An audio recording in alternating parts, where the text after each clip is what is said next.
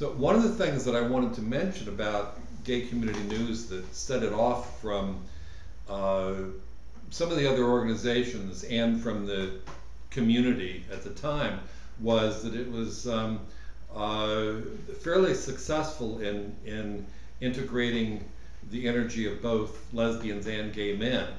It was also one of the earliest sort of semi-mainstream organizations that was welcoming and opening to trans people. Um, and at that time, I mean, just speaking as an elder gay person now, it's really wonderful to see, you know, high school and college age kids, the men and the women, and not only the gay folks, you know, but straight folks too, that people are really learning to work together on things of common interest. But that was not the case in the early 1970s. There was a lot of segregation. There were personal friendships that were formed, but GCN was again one of the first places where the men and women could fairly comfortably work together. And there were people who chose not to work with us because of that. But there were other people who at least took their first steps in that direction. I wanted to mention something about one of the key players in the early days of Gay Community News, and that was David Stryker. And he made it possible for us to shift from the mimeograph format into an offset printing format. David, and I'm not sure how he found out about us. He lived on Beacon Hill, so chances are he had stopped by the Meeting House, coffee house, or perhaps he had picked up a copy of the paper or something, and he felt that we would do much better if our material was typeset. And he worked at the time for the Boston Herald, and he volunteered to do our typesetting for us, which he did at the Boston Herald on their equipment. And that was good in that it cost us nothing. On the other hand, it kind of played with our really tight deadlines sometimes because he had to do it on the sly. And there would be times when other people would be in his cubicle or whatever, and he wouldn't be able to type our material because, you know, people would notice. So that was both a plus and a minus. And David Stryker also showed us how to do layout. Previous to that, we just had to position things on a mimeograph stencil. And David showed us how you take this waxing thing and you wax the back of the copies that he would bring back, and then you cut and place those down and then roll them out, and how to do this without getting the wax all over everything, and how to do it in a way that it didn't smear the little graphics that Ron Aruda had picked up, you know, from a dictionary for us and so on. And David was very instrumental in helping us make that move. And then eventually he started his own typesetting company and continued to typeset for us. He had to charge us something at that time because he was out on his own and had to pay for his equipment and pay for the materials. We weren't receiving a shall we say, anonymous donation from the Boston Herald. And David also occasionally would contribute articles. We ran into a problem with this, and I forget what year it was. I think it was while we were still this was shortly after I moved to Bromfield Street. The usual thing is, in an ordinary newspaper, you have a writer who turns in an article to an editor, you know, often having been assigned the article or whatever. The editor goes through and makes changes, perhaps negotiates with the writer, and then it goes on to typesetting. Well, David was not only the author, the writer, but also the typesetter, and he decided that there was no point going to the editor, he could just typeset the final article, which he did. And it was an article about a vacation trip that he had taken and covered in quite explicit detail his sexual adventures on that vacation. And the editor or any of the rest of us saw the article was when it appeared along with the other galleys for layout night. And GCN was on the vanguard politically of sexual liberation. It was not given to articles of prurient interest, which this was. And the editor realized that even with rearranging of paragraphs and dropping things here and there, the article, there was an emergency meeting actually, and it was decided on layout night that the article couldn't run. David was pissed off and threatened to cut off all of our typesetting, which basically would have, put us out of business, at least temporarily. And so there were someone with a lot of diplomatic skill worked with him, and I believe his article may have run later, somewhat toned down. I really don't remember. But this is typical of the kind of thing that I don't do this to pick on David, because David is another person without whom we would have not been able to continue. But when you have people who have strong opinions and different views of the world to some extent, and these come into conflict, and in the meantime you're trying to keep on a schedule to put out a paper, that was a problem. I also wanted to mention that that my original idea, of course, was that that to some extent the gay community newsletter would eliminate the need for groups like Hub and DOB to have their own publications. Naive little me. Well, as far as I know, all the groups continue to have their publications, and I think looking back on it, that's best, because an organization's newsletter does help solidify their unity, and there are a lot of things that you communicate in that you don't necessarily want out on newsstands for the entire world to see. So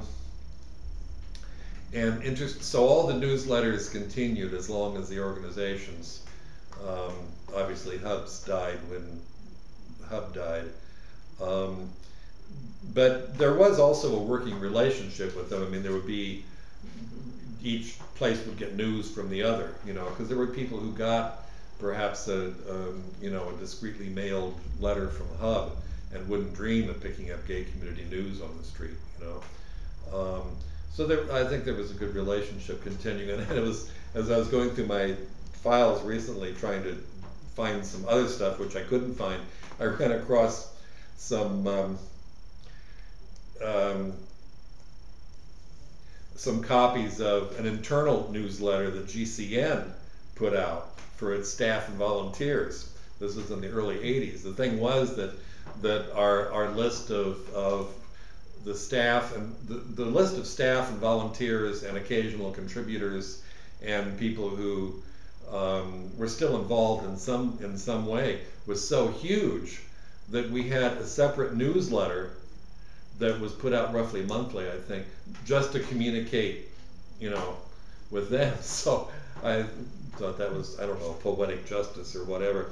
Wanted to say some things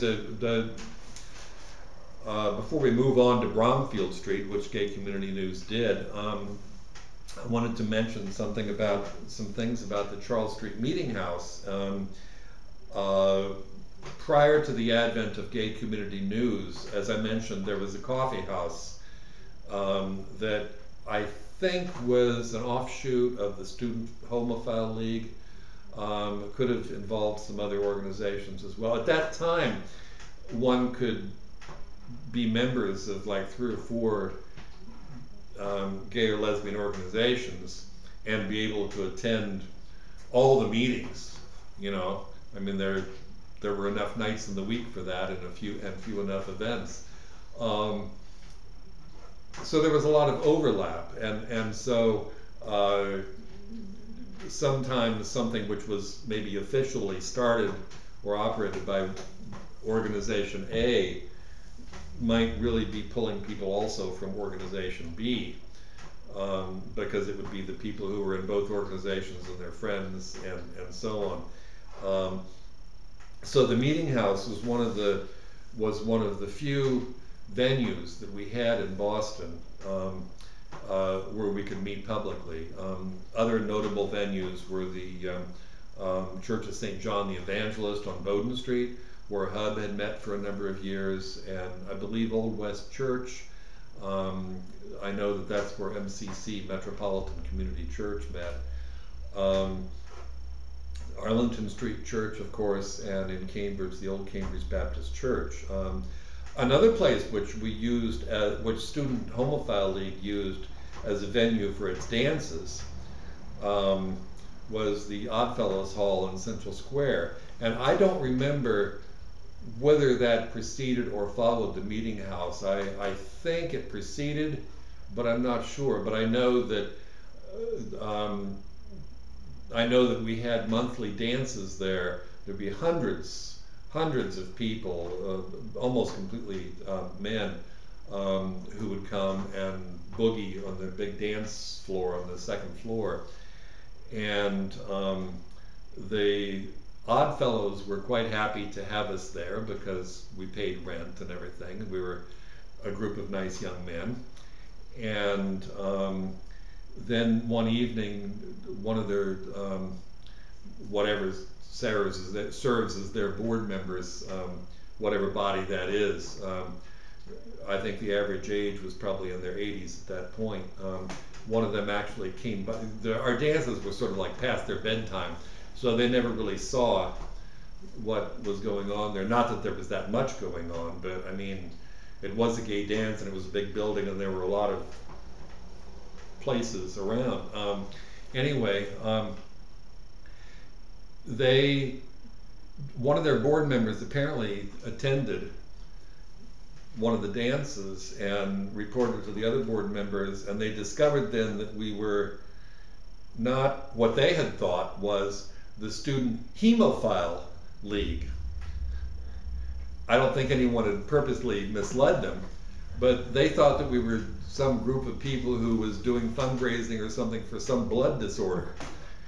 And once they found out that it was not hemophile, it was homophile, and they apparently looked that word up in the dictionary, we were suddenly without a place to have our dances.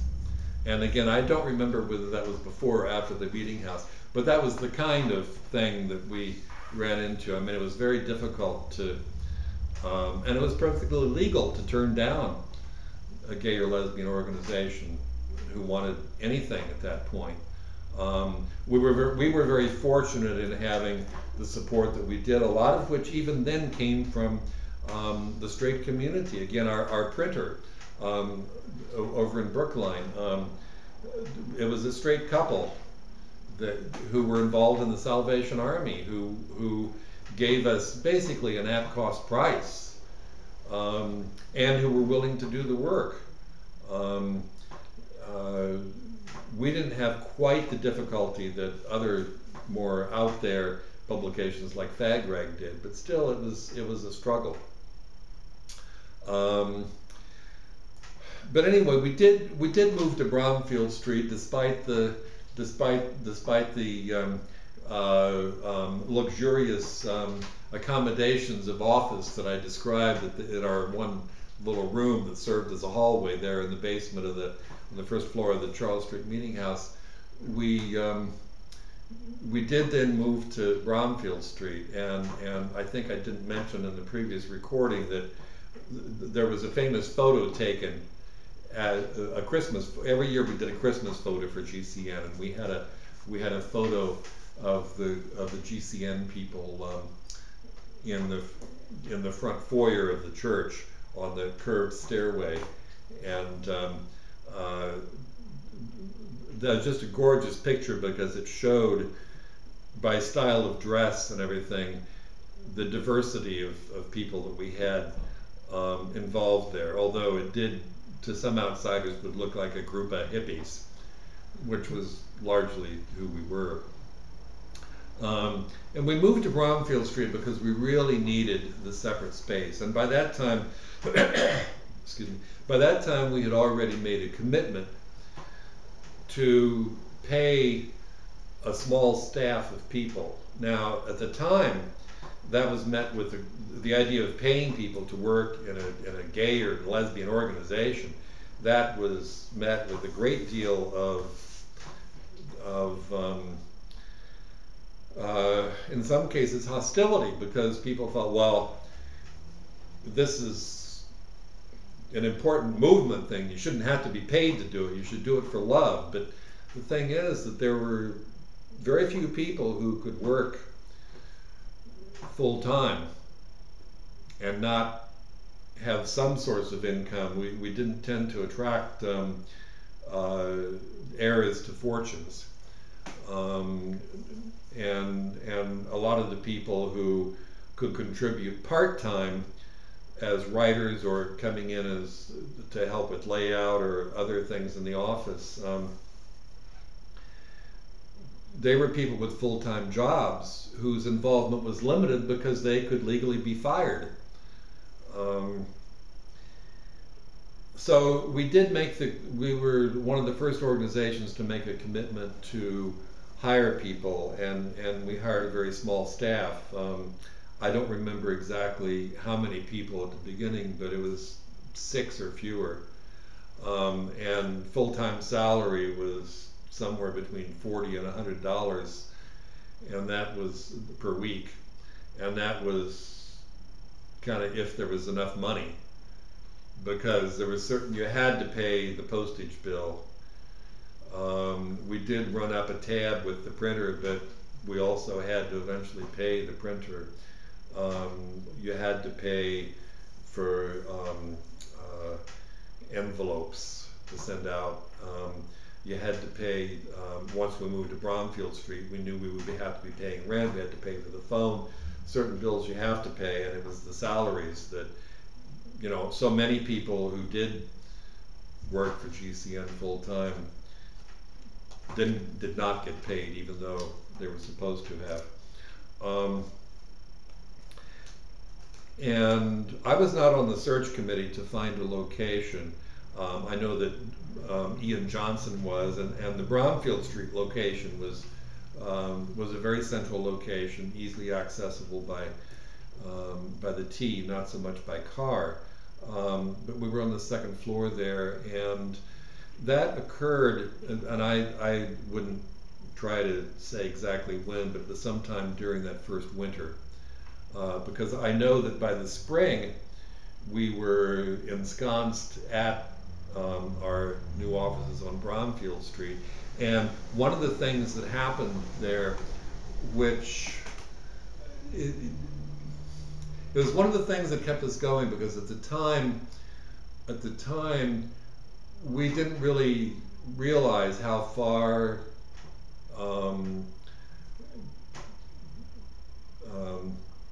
out we were reaching, and who all was reading us, and how effective we were. And one of the people who had come to us through a personal connection was Satya Little Bear, who was born Donald Klein and became a dentist, and then dropped out, and came to Boston and joined Gay Community News, and he was one of our staff members for quite a while, and again a person who made enormous contributions. And he decided, let's have a community picnic. And so he put a calendar listing in for a community picnic on the Boston Common. And the only place it was listed was in that calendar listing in Gay Community News. And no one knew whether people would show up or not. Hordes of people showed up. Now, I don't know whether hordes meant dozens or whether it meant like 100 or 200, but it was an enormous turnout for the time. And it so lifted our spirits because we knew that the only way people knew about that was by reading the paper. We knew that we had an audience. And there were other things that happened also. That, I mean, you know, sometimes you do things for love or money, and there wasn't much money, and we would get a lot of love from people out, I don't know, in the stereotypical Des Moines, Iowa, who would send us a note saying that they had been on a cross-country bus and a copy of our paper was in their seat, and they picked it up and they read every word and they brought it home and they've read it 3 times since, and that they didn't realize there was a community out there and how much they envied us living in Boston, where we had such an easy life because we had all these organizations, and that as soon as they could get the bus fare, they were coming to Boston. I mean, and so we knew that we would get unsolicited testimonials from people out in the hinterlands, and since we were at the time, we were essentially the first, I think, weekly GLBT newspaper. I don't remember exactly what our claim to fame was in that area, but I know at one time we were the longest running anyway, and we had long since given up the idea that we're not going to try to be a literary publication. We did have some creative pieces in the newspaper. We also, of course, started our news coverage started extending beyond the Boston area into New England, and then later the country, and somewhat international. But and we had subscribers. We had subscribers all over, and partly in connection with that, Jonathan Cross, who was one of the movie reviewers, movie and theater reviewers, he and I became friends, and we started up a column. First of all, it was a column.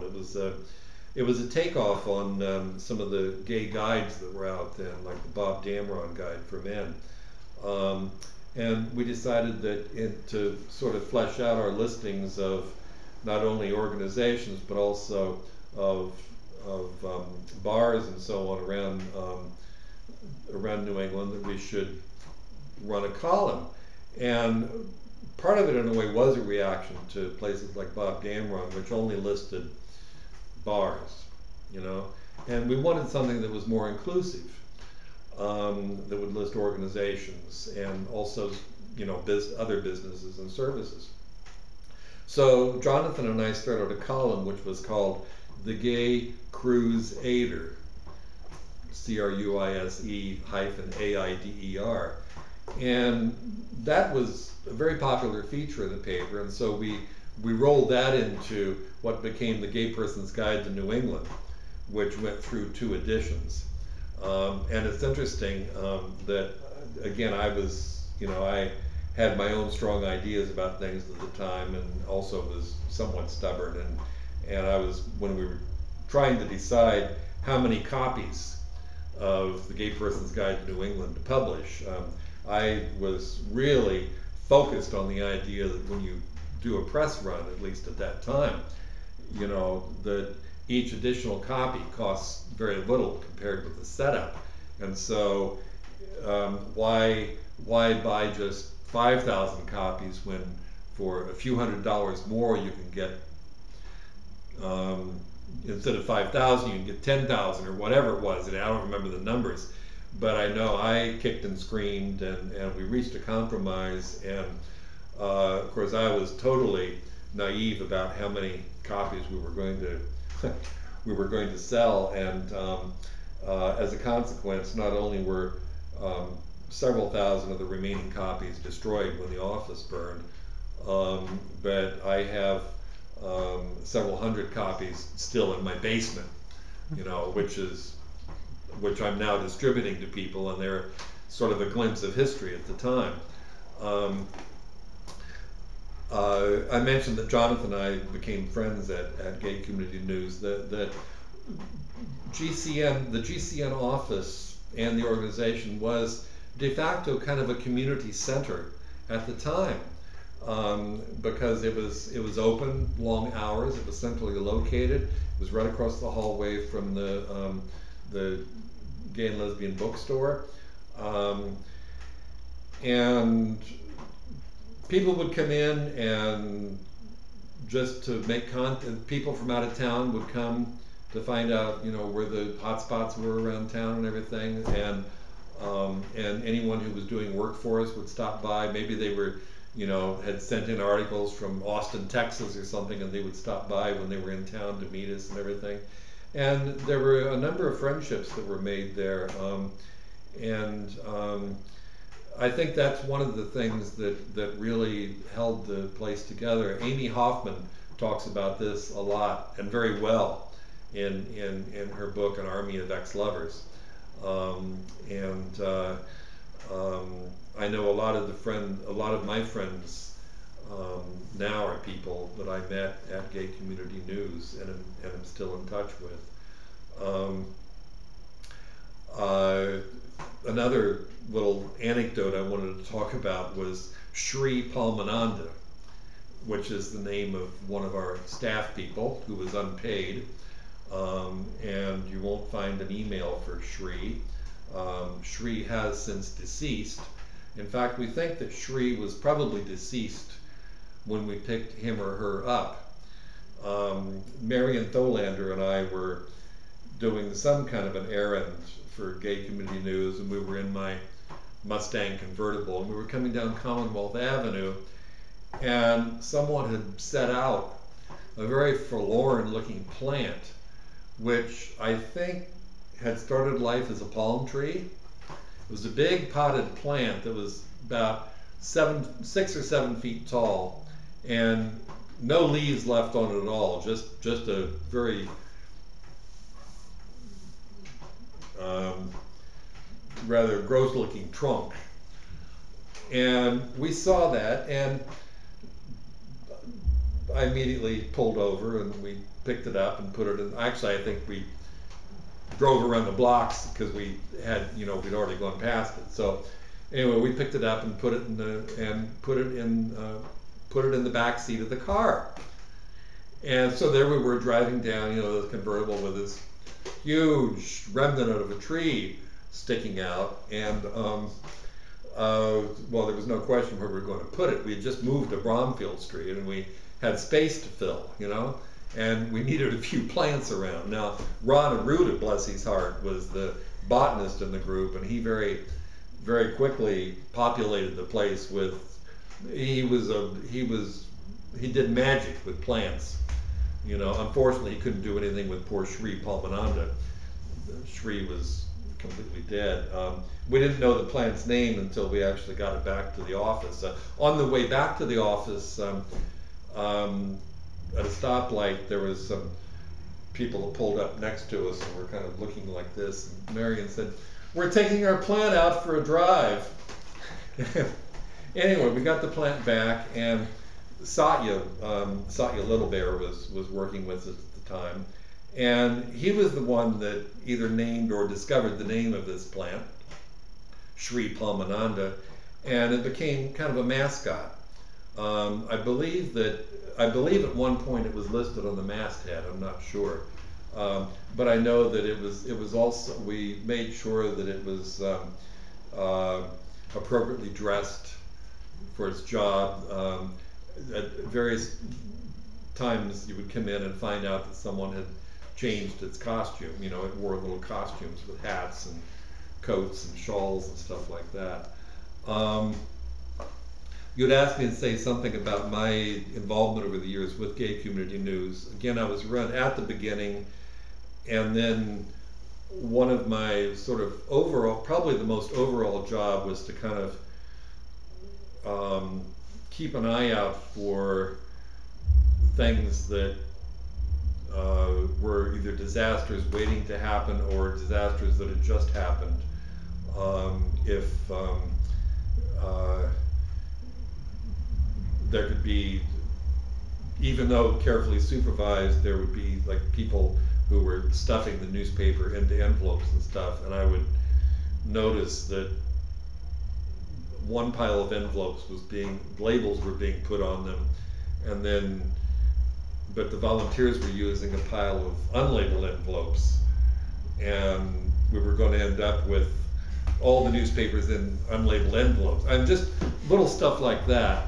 And I mean, I obviously wasn't the only person who was doing this, but that was, as I mentioned to Libby, I'm a triple Virgo, and one thing about triple Virgos is that, you know, we watch out for that kind of stuff. The other thing, as I mentioned, is that Virgos don't believe in astrology. But in any case, I kind of watched out for stuff like that. There were also, the night that we were broken into, Charlie Shively called Raymond and I, who were a couple at the time, were living here, and at 2:30 in the morning we get this phone call, and it's Charlie Shively from the office, and he worked with GCN and with FAGRAG, and he often worked overnight there, and he said that someone had broken into the office and was still in the office. And at that time there was not really much point in calling the police, because the police were not necessarily our friends. And so Raymond and I drove in, and by that time whoever it was that was there had left. And I mean, Charlie just sat at the front desk. You know, it's not clear why he didn't leave, but he was still there, and we took, Raymond and I had taken in tools, and we gathered up some scrap lumber and covered the windows for the break-in. And so there were odd things like that happened. As an official basis, I was, as I mentioned, I was involved with the Gay Person's Guide to New England with Jonathan. At various times, I was not a writer, and it was very frustrating for me, especially since I earned my living as a technical writer, that I was not a writer for Gay Community News, because I hadn't really developed any journalistic skills, and I also was definitely not a creative writer, so I was no good on the arts end of the thing. I tended to be in the business end of stuff, and business and mechanical. I, with the help of Raymond, installed the first phone system we had at GCN. I remember we had, this is after we made this, the great leap from having one phone line to two. And at the time, we got just one phone from the phone company, but everybody had some phone at home, an extra one, you know, and they brought them in, and we gathered up wires, and we wired the office with individual phones. And it wasn't exactly clear. We had to develop some system so that we knew whether it was line 1 or line 2, because it wasn't, we hadn't graduated to the phones with the buttons along the front. So what we did was we took the pile of phones that had been loaned or donated to us, and most of them still at the time were black, and then the other phones were of various colors. So the code was that the black phones were hooked up to line 1, and all the other colors of phones were on line 2. And people who've been there for a while knew that, you know, line 1 meant you pick up a black phone anywhere in the office, you know, to pick up the call. If the call came in on line 2, you know, you picked up any phone that was not black. And so there was this, you know, somewhat politically incorrect language also, well, either the black line or the colored line. And so that was another thing that, you know, that we did. And I was promotions manager for Gay Community News at one point, one of the few paid positions. I was paid occasionally for Gay Person's Guide, and also the other paid position I had was as advertising manager, and I was very good with box numbers, so I don't think we had any of those mishaps like we'd had earlier. And I felt that my strong point was promotion and trying to get a broader readership, trying to get the newspaper into more places. That was part of my job as promotions manager, and I was forever gathering up back issues of the newspaper and taking them around. Raymond and I, Raymond also worked, I should mention Raymond Hopkins, who was one of the early volunteers of the newspaper and one of the most extremely dedicated volunteers and supporters of the paper up until its end. And he and I worked together on the Gay Person's Guide, and as we went throughout New England checking out, we would go and visit places and then turn our notes over to Jonathan Cross, who would write up reviews of places that he hadn't been to.